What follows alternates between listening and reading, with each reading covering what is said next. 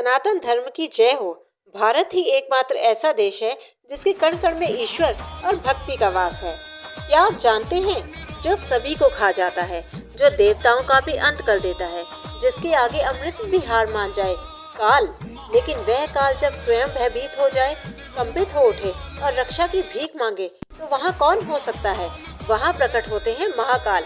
ये कोई साधारण शिवलिंग नहीं, यह शिव का वह रूप है जहाँ समय स्वयं रुक जाता है, जहाँ मृत्यु भी सर झुकाती है, जहाँ स्वयं काल का अंत होता है। कभी यह नगरी अवंतिका कहलाती थी, आज हम इसे उज्जैन कहते हैं।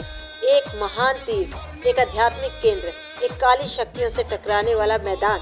यहाँ रहता है एक पशवी ब्राह्मण श्री कृष्ण, जो धर्म और तपस्या में लीन है। उसका पुत्र मासूम, निष्पाक, पर काल को क्या पड़ी मासूमियत की। मृत्यु की छाया मंडराई, भयंकर प्रेत शक्ति ने उसके प्राणों को घेर लिया। श्री कृष्ण की आंखों में डर नहीं बल्कि भक्ति थी। उसने अपनी आंखों को मूंदा और महादेव को पुकारा।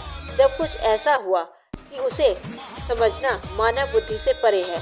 धरती कांप उठी, आकाश लाल हो गया और अग्नि ज्वाला में से प्रकट हुई।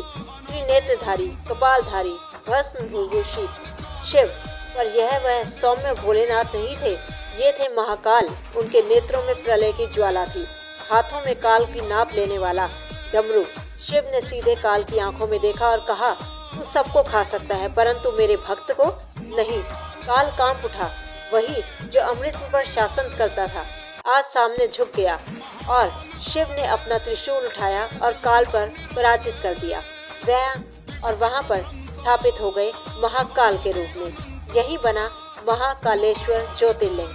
क्या आप जानते हैं, ये एकमात्र ज्योतिर्लिंग है जिसकी पूजा भस्म आरती से होती है, और वो भी मसान की भस्म से, क्योंकि यह वही शिव का रूप है जो मृत्यु पर विजय की प्रतीक है।